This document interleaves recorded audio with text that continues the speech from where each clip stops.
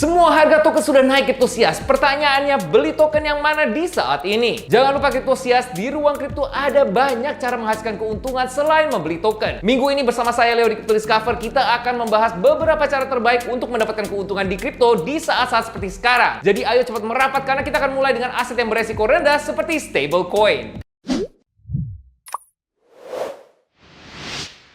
Memang kadang-kadang lebih seru untuk memegang meme coin dan melihat harganya naik turun. Tapi kadang memegang stable coin juga bisa menjadi langkah yang tepat. Tentunya harga USDT dan USDC tidak akan tiba-tiba naik dalam semalam, tapi setidaknya harganya juga tidak akan turun. Dan hanya karena Kriptosias memegang stable coin, bukan artinya kalian tidak bisa menghasilkan uang. Dengan adanya volatilitas di pasar belakangan ini, muncul lebih banyak trader yang mengambil lebih banyak resiko. Kadang saat para trader memutuskan untuk mengambil lebih banyak resiko, mereka biasanya meminjam dana dengan berbagai cara. Seperti di protokol peminjaman seperti Aave atau melalui bursa derivatif seperti Hyperliquid. Dan saat mereka meminjam dana, mereka membayar biaya. Disinilah munculnya peluang untuk kita-kita yang memegang stablecoin. Ada beberapa pasar pinjaman di kripto, contohnya seperti Aave dan Morpho. Pertama, Aave. Protokol pinjaman terbesar di kripto memiliki lebih dari 30 miliar dolar dalam TVL di protokol pinjaman mereka di berbagai blockchain seperti Ethereum, Arbitrum, Base, dan lainnya. Aave memungkinkan pengguna untuk menyimpan token lalu meminjam dengan token tersebut. Dan waktu Kriptosias menyimpan, kalian bisa memperoleh bunga, atau di saat Kriptosias meminjam, kalian membayar suku bunga. Dan dengan adanya lebih banyak permintaan untuk token tertentu dan pasokan token di pasar belum meningkat, biaya untuk meminjam token akan naik. Dan baru-baru ini biaya sudah naik Kriptosias, terutama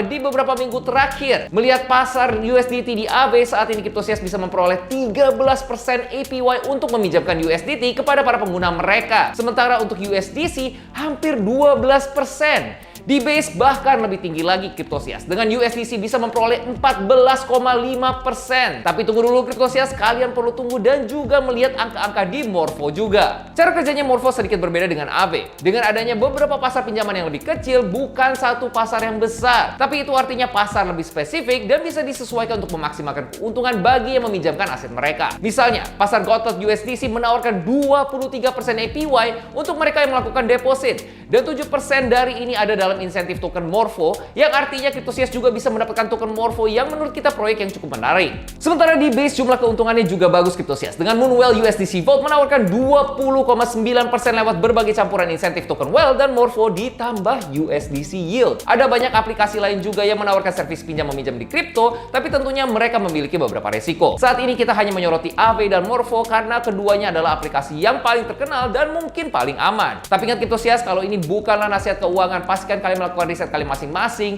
di YOR, do your own research, dan berinvestasilah dengan teliti. Dan tentunya muncul juga nama yang sedang menarik banyak perhatian baru-baru ini dengan airdropnya Hyperliquid. Tapi kali ini kita tidak akan membahas airdrop melainkan trading. Kalau Kriptosias pernah berdagang di Hyperliquid atau bursa derivatif lainnya, kalian mungkin bertanya-tanya, dari mana mereka memiliki likuiditas banyak itu? Ini membawa kita ke cara untuk mendapatkan penghasilan berikutnya, yaitu dengan menyediakan likuiditas. Di platform seperti Hyperliquid, mereka menawarkan brankas alias vault, tempat para pengguna bisa menyimpan aset. Biasanya stablecoin seperti USDC atau USDT. Aset-aset ini kemudian digunakan sebagai likuiditas untuk bursa yang memungkinkan para pedagang untuk membeli atau menjual mata uang kripto dengan biaya perdagangan didistribusikan kepada mereka yang menyediakan likuiditas. Awalnya metode ini dipopulerkan oleh GMX, sekarang telah menjadi model bursa derivatif yang umum. Hyperliquid Vault yang disebut HLP adalah contoh terbaik. Dengan likuiditas USDC lebih dari 250 juta dolar, HLP Vault menyediakan likuiditas untuk para pedagang Hyperliquid dan memungut biaya saat melakukannya. Di saat para pedagang membuat kerugian saat trading, HLP juga mendapatkan uang. Dan para pedagang Hyperliquid telah kehilangan banyak uang dalam sebulan terakhir. HLP Vault dari Hyperliquid belakangan ini sudah menghasilkan 48% APR tahunan atau sekitar 4% keuntungan hanya dalam 30 hari terakhir. Bursa derivatif baru lainnya yang kita bahas minggu lalu yang disebut Avantis juga memiliki Vault dan beroperasi dengan cara yang sama seperti Hyperliquid. Saat ini USDC yang disimpan di Vault tersebut memperoleh sekitar 12% APR. Ditambah kalian bisa mengunci likuiditas kalian sampai 6 bulan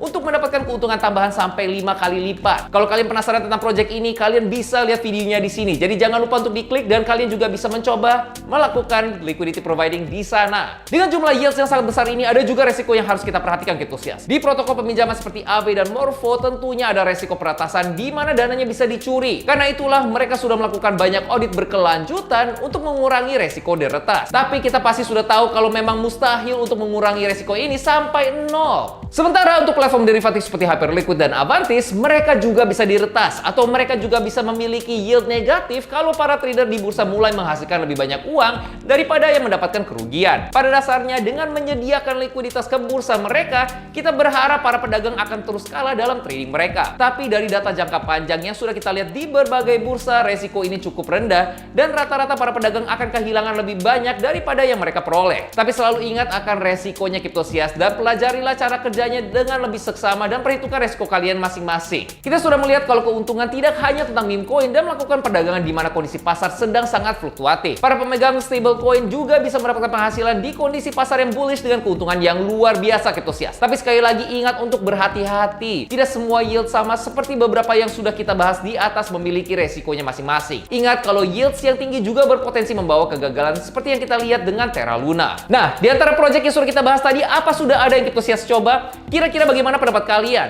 Kalau kalian ada ide-ide lain, coba tulis di kolom komen atau ikut berbagi dengan Cryptosias lainnya di Discord Crypto World ID, di mana kita sering melakukan giveaway di sana. Linknya ada di kolom deskripsi, jadi tinggal diklik aja. Sampai ketemu di sana.